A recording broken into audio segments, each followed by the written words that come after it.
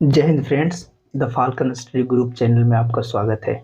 इस वीडियो में हम लोग क्लास 10th एक्सरसाइज 1.2 का क्वेश्चन नंबर 1 को कवर करेंगे, ठीक है, जिसमें आपको बताया जाएगा कि किसी भी अपरिमेय संख्या को सिद्ध कैसे किया जाता है। ठीक है,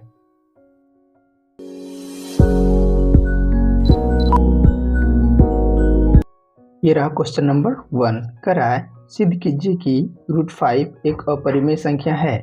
प्रूव दैट √5 इज इरेशनल। ठीक है, तो हमको प्रूव करना है कि √5 एक अपरिमेय संख्या है। ठीक है, तो ध्यान देना, सबसे पहले हम जान लेते हैं कि अपरिमेय संख्या क्या होता है। ठीक है, तो ध्यान देना, वैसी संख्या जिसे p/q के रूप में नहीं लिखा जाए। ठीक है, जो परिमेय संख्या नहीं है अपरिमेय संख्या कहलाती है। ठीक है, ध्यान देना, जिसको p/q के रूप में नहीं लिख सकते हैं। ठीक है, जैसे कि ध्यान दो, √3 √5 इसको हम p/q के रूप में नहीं लिख सकते हैं। ठीक है, उसको हम क्या कहेंगे, अपरिमेय संख्या। इसको p/q के रूप में क्यों नहीं लिखते हैं, इसको हम बेसिक क्लास के वीडियो में बताएं। ठीक है, आप वहां से उसे देख सकते हैं। तो कह रहा है कि वैसी संख्या जिसे p/q के रूप में नहीं लिखा जाए या जो परिमेय संख्या नहीं है, यहाँ कह रहा है या जो परिमेय संख्या नहीं है, यानी जो परिमेय संख्या नहीं होता है वो क्या होता है, अपरिमेय संख्या। तो सबसे पहले काम क्या करेंगे कि ये जो √5 है उसको हम मान लेंगे कि √5 एक परिमेय संख्या है। ठीक है, ध्यान देना, यहाँ कह रहा है कि जो परिमेय संख्या नहीं है वो अपरिमेय संख्या हो जाता है। तो सबसे पहले हम मान लेंगे कि √5 एक परिमेय संख्या है। उसके बाद परिमेय संख्या का जो गुणधर्म होता है, जो प्रॉपर्टीज होता है, यानी परिमेय संख्या का जो शर्त होता है, ठीक है, अगर वो पूरा नहीं कर रहा होगा, ठीक है, √5 जो है परिमेय संख्या का अगर शर्त पूरा नहीं कर रहा होगा, ठीक है, तो हम मान लेंगे कि जो है वह क्या है, अपरिमेय संख्या। ठीक है, तो परिमेय संख्या का शर्त क्या होता है, सबसे पहले परिमेय संख्या किसी को कहते हैं कि वैसी संख्या जिसे p/q के रूप में लिखा जाए जहां q = नॉट 0 हो। जो p/q में q हर है, हर का मान क्या होना चाहिए, 0 नहीं होना चाहिए। ठीक है, और दूसरा शर्त कह रहा है कि परिमेय संख्या का उभयनिष्ठ गुणनखंड केवल एक होना चाहिए। ठीक है, the common factor of rational number is only 1। Rational number का जो कॉमन फैक्टर है, ठीक है, उभयनिष्ठ गुणनखंड, वो केवल कितना होना चाहिए, एक होना चाहिए। ठीक है, ओनली 1 होना चाहिए। तो इसी गुणधर्म को लेकर हम प्रूव करेंगे। ठीक है, ये जो शर्त है इसी को लेकर हम प्रूव करेंगे। अगर परिमेय संख्या का उभयनिष्ठ गुणनखंड हम एक के अलावा कोई और प्रूव कर देते हैं तो ये प्रूव हो जाएगा कि जो हम माने हैं √5 वो परिमेय संख्या नहीं है। तो परिमेय संख्या नहीं होगा तो क्या होगा, अपरिमेय संख्या होगा। ठीक है, तो सबसे पहले क्या करेंगे, हम लिखेंगे यहाँ कि माना √5 एक परिमेय संख्या। ठीक है, लिखते हैं माना √5 एक परिमेय संख्या है। ठीक है, let us assume √5 is a rational। जब इसको हम परिमेय संख्या माने हैं, √5 को जब हम परिमेय संख्या माने हैं तो ये तो p/q के रूप में होगा। यहाँ लिखते हैं, इसलिए √5/1 किसके बराबर होगा, p/q के रूप के बराबर होगा। ठीक है, यहाँ हम लिख देंगे इसका गुणधर्म जो होता है उसको लिखेंगे कि परिमेय संख्या में जो ये p/q है, यहाँ लिख देते हैं कि p और q का केवल एक उभयनिष्ठ गुणनखंड है। ठीक है, इंग्लिश में लिखते हैं only 1 common factor of p and q। ठीक है, यानी अगर p/q का जो उभयनिष्ठ गुणनखंड है, ठीक है, वो एक के अलावा अगर दूसरा कोई प्रूव हो गया, ठीक है, तो फिर वो क्या हो जाएगा, अपरिमेय संख्या होगा। तो हम यही प्रूव करने की कोशिश करेंगे। ठीक है, तो सबसे पहले इसको आगे बढ़ाने के लिए हमको वर्क करना पड़ेगा। तो लिखते हैं दोनों तरफ वर्ग करने पर, दोनों तरफ वर्ग करने पर, ठीक है। Squaring both side, squaring both side. जो हिंदी मीडियम से है वो सिर्फ हिंदी लिखेगा, जो इंग्लिश मीडियम से इंग्लिश लिखेगा। ओके, जब स्क्वायर किए तो 5√5/1 का स्क्वायर हो जाएगा बराबर p/q का स्क्वायर होगा, ठीक है। दोनों पर स्क्वायर है, इसको हम अलग अलग कर सकते हैं। √5 का स्क्वायर बाय 1 का स्क्वायर, ये घात घातांक का यहाँ फॉर्मूला लगता है जिसको आप लोग 8 में पढ़ते हैं, p²/q², ठीक है। √5 का स्क्वायर करेंगे तो 5 आएगा, √5 गुना √5 यानी 5, तो कितना होता है, जिसे √5 गुना √5 क्या हो जाता है, रूट अंडर कितना हो जाता है 25, ठीक है। 25 को बाहर निकालेंगे कितना आएगा 5, ठीक है, बाय 1 बराबर p²/q², ठीक है। अब इसको क्रॉस मल्टीपल करते हैं, क्रॉस गुना करते हैं, क्या हो जाएगा p गुना 1 तो p² बराबर क्या हो जाएगा 5q², ठीक है। लिख सकते हैं p² बराबर 5q², इसको हम समीकरण फर्स्ट मानेंगे, ठीक। ध्यान देना यहाँ जो है 5q के साथ किस में है, गुना में, इधर जाएगा तो किस में होगा, भाग में होगा, इधर मल्टीपल में है, इधर जाएगा तो डिवाइड में होगा, ठीक है। तो कह सकते हैं कि 5 जो है p² को क्या कर रहा है, डिवाइड कर रहा है, 5 p² को डिवाइड कर रहा है, तो 5 p को भी डिवाइड करेगा। कैसे, ध्यान देना, जैसे कोई भी संख्या लो, यहाँ जैसे लेते हैं 25, ठीक है। अगर 25 के स्क्वायर को 5 डिवाइड करेगा, ध्यान देना, अगर 25 के स्क्वायर को 5 डिवाइड करेगा, ठीक है, 25 का स्क्वायर जैसे 625 होता है, तो उसको अगर 5 डिवाइड करेगा तो ध्यान देना 25 को भी डिवाइड करेगा, ठीक है। उसी तरह लेते हैं 3 का लेते हैं, जैसे 9 लेते हैं। मान लो कि 9 का स्क्वायर जो है 81, 9 का स्क्वायर कितना होता है 81, 81, तो 81 को अगर 3 डिवाइड करेगा, ठीक है, ध्यान देना 3 9 को भी डिवाइड करेगा, ठीक है। यानी कोई भी संख्या अगर किसी के स्क्वायर को डिवाइड कर रहा है तो उसके मूल रूप को भी डिवाइड करेगा, ठीक है। ध्यान देना ये बात, ठीक। यहाँ लिखते हैं, यहाँ 5 जो है पी स्क्वायर को क्या कर रहा है, डिवाइड कर रहा है। 5 जो है पी स्क्वायर को विभाजित करता है, तब 5 पी को भी विभाजित करेगा, ठीक है। लिखते हैं here 5 divides p square, then 5 will be also divide p, यानी 5 जो है डिवाइड करेगा किसको, p स्क्वायर को, तब क्या करेगा 5 p को भी डिवाइड करेगा, ठीक है। तो मान लेते हैं जैसे कि अगर 5 p स्क्वायर को डिवाइड कर रहा है तो 5 किसको डिवाइड करेगा, p को डिवाइड करेगा, ठीक है। तो जब p को डिवाइड करेगा तो वैसी कोई तो संख्या होगा जितने बार में p को डिवाइड कर रहा है, ठीक है। जैसे कि मान लेते हैं p को जो है, p को 5 डिवाइड कर रहा है, ठीक है। ध्यान देना p को क्या 5 डिवाइड कर रहा है, इधर रफ है, ध्यान देना, ठीक है। अगर आपको नोट डाउन करना है तो इस वाले हिस्से को करना, इधर रफ है, ठीक है। देखो अगर 5 जो है p को डिवाइड कर रहा है, ठीक है, तो p को डिवाइड कर रहा है तो कितना बार में कर रहा है, कोई तो ऐसा संख्या होगा जितने बार में डिवाइड कर रहा है, ठीक है।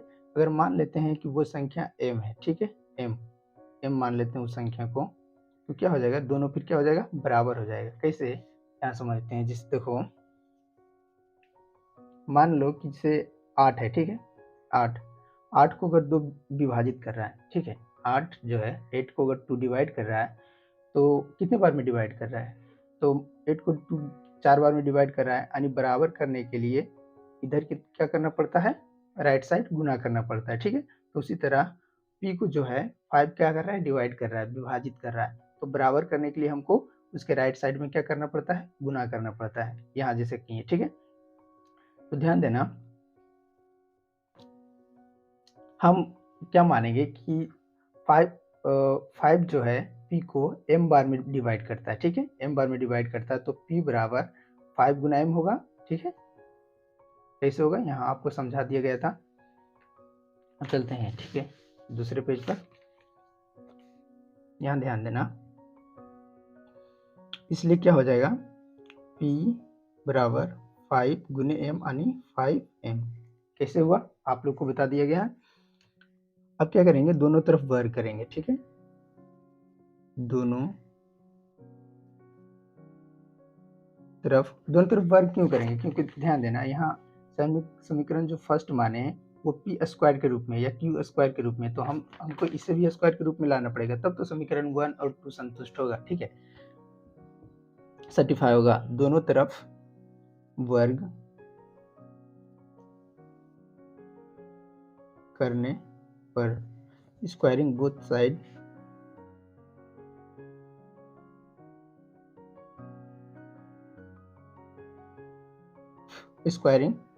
ठीक है।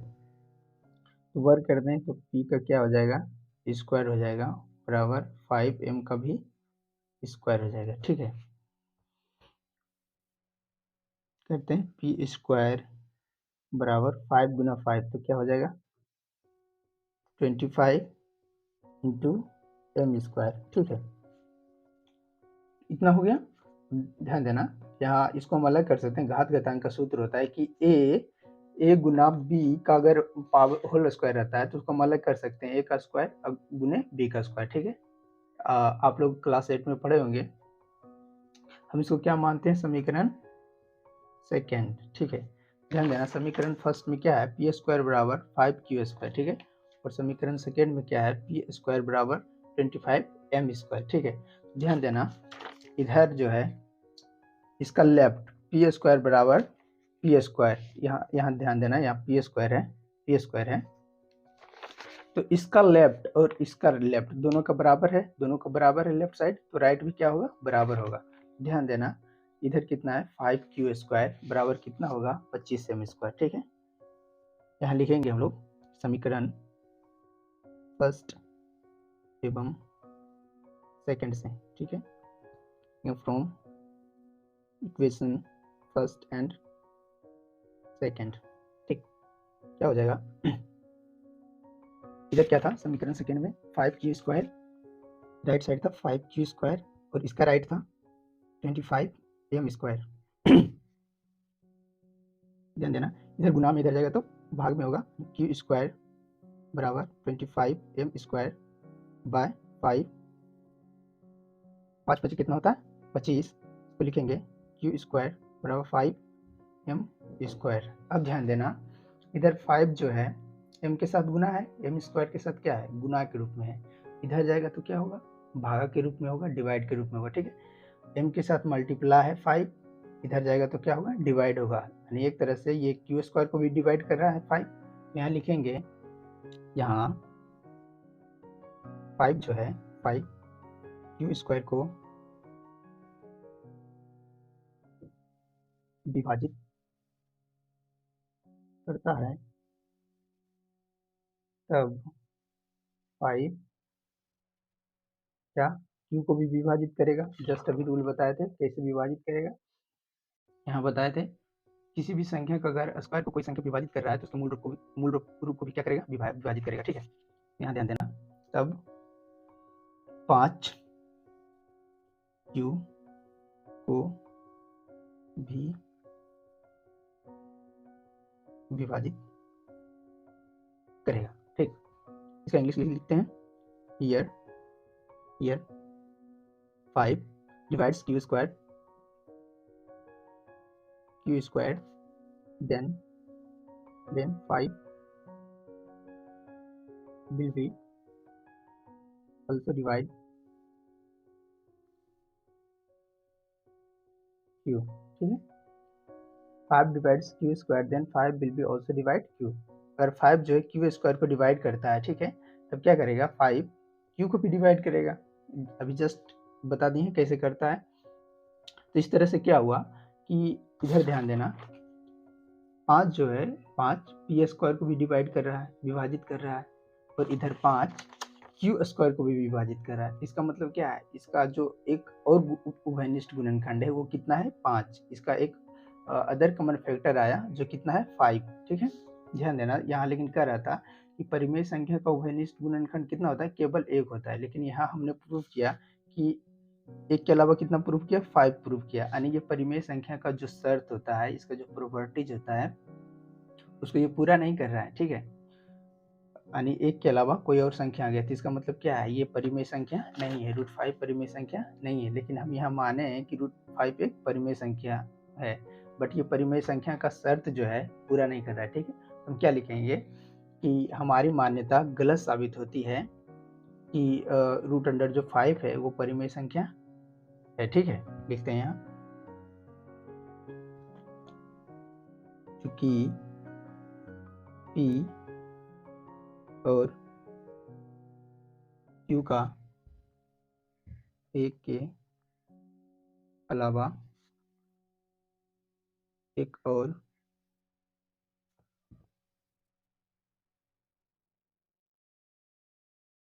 उभयनिष्ठ गुणनखंड है, एक और उभयनिष्ठ गुणनखंड कितना है, 5 है, 5 है, ठीक है। 5 है एक और, इसका उभयनिष्ठ गुणनखंड जब भी कर रहा था केवल कितना होना चाहिए, 1 होना चाहिए, ठीक है। तो इसका एक और आ गया है 5, ठीक है। 5 is 1 more common factor,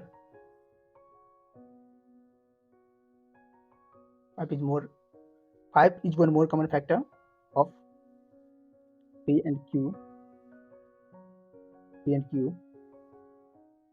expect 1, यानी 1 को छोड़कर जो है 5 P और Q का और गुणनखंड है, एक और गुणनखंड है, ठीक है।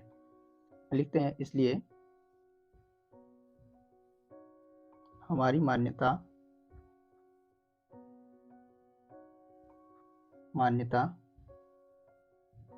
गलत साबित होती है, ठीक है। हमारी मान्यता गलत साबित होती है कि √5 एक परिमेय संख्या है।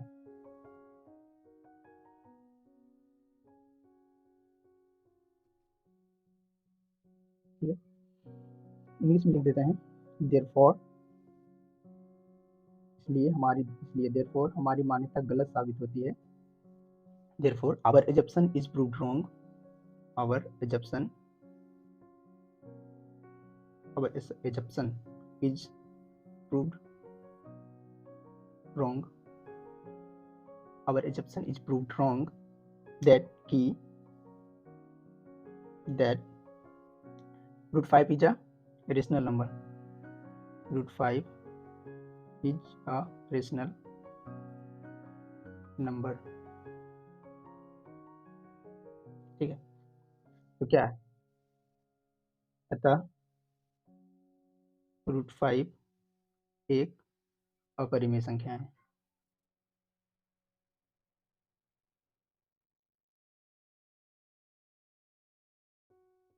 Hence √5 is a irrational,